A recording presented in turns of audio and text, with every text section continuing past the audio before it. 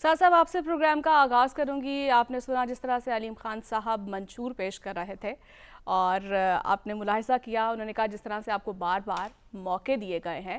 उन्होंने peoples party का भी तस्करा किया, नून लीग का भी उन्होंने तस्करा किया और ये चले हुए जो कारतूस है एक बार फिर से मैदान में है, फिर से वो सब्ज़ बाग दिखाए जा रहे हैं और फिर से वो गरीब आवाम को एक बार फिर से वो ख्वाब दिखा रहे हैं जो कि हमने माजी में भी देखे, जिसमें था 50 लाख घर और 1 करोड़ नौकरियाँ।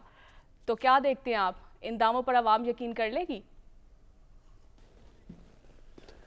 अगर मैंने गलत नहीं सुना तो आपने इन्हें चले हुए कारतूस कहा, क्या ये बात दुरुस्त है? जी सर।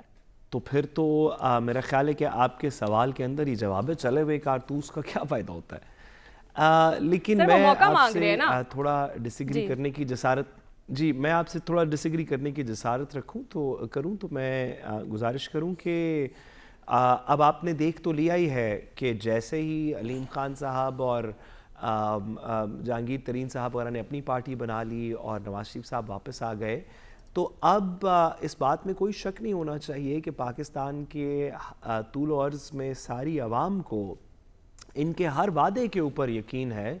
बस अब देर इतनी सी है कि ज़रा इलेक्शन तो कॉल कर लें। मंशूर तो बड़ा ज़बरदस्त है, लोगों को बड़ा पसंद आया। अलीम खान साहब आई एम श्योर ये सारी बातें कर देंगे।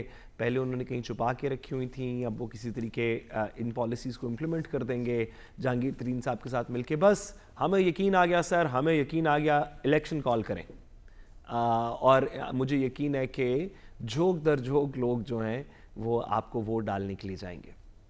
देखिए, एक जुमला मैं इसके आखिर में थोड़ा एज अ कॉशनरी टेल गुजारिश करना चाहता हूँ। जी जी। कुछ चीज़ों का बस भरम होता है, उनका कोई कानून नहीं होता, उनकी कोई मंतक नहीं होती, उनका कोई तरीका नहीं होता, बस उनका एक भरम होता है कि यार ये भरम टूटने नहीं चाहिए। हमारी सोसाइटी में इस तरह के, हमारे कल्चर में इस तरह के बहुत से भरम हैं जिनका कोई लॉजिकल रीजनिंग नहीं समझ आता, लेकिन एक भरम है और हम सब उसका पास रखते हैं। जब हम फॉर एग्जांपल बड़ों से बात करते हैं, किस तरह हम अपने गिरदोनवा में लोगों से पेश आते हैं, इसमें कुछ भरम होते हैं जो आपको कायम रखने चाहिए। इसी तरह सियासत के अंदर भी कुछ भरम हैं जो कि कायम रहने चाहिए। एक भरम है कि नवाज शरीफ साहब इस मुल्क के एक पॉपुलर लीडर हैं।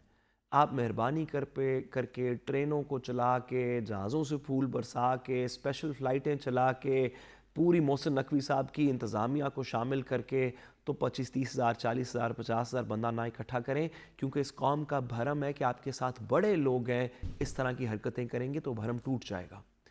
इसी तरह 1 एक लाख से भरम ज्यादा था लोग थे कि साथ साहब। जहांगीर तरीन साहब, सॉरी, काफ़ी करोड़ थे, वो तो आप सही कह रही हैं।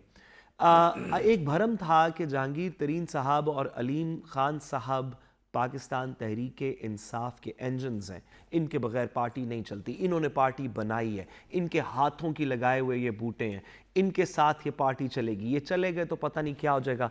इसका सिर्फ एक छोटा सा एक लम्हे का भरम था।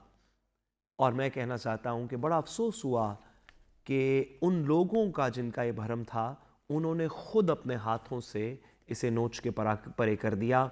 अब जो भी वोट पड़े तहरीक इंसाफ को, कभी भी इस इलेक्शन में, आइंदा इलेक्शन में, उससे आइंदा इलेक्शन में ना पड़े ना पड़े, वो जितने भी होंगे ना, वो जहांगीर तरीन साहब, अलीम खान साहब के नहीं होंगे। और जितने वोट इनको पड़ गए, जहांगीर तरीन साहब को और अलीम खान साहब को, बस उतने ही थे इनके जब ये अपनी पिछली पार्टी के अंदर थे। ये भरम अगर ना टूटता तो सबकी इज्जत थोड़ी ज्यादा, यानी पार्टी की वजह से उन्हें जो वोट है वो मिलता रहा है, आप ये कहना चाह रहे हैं?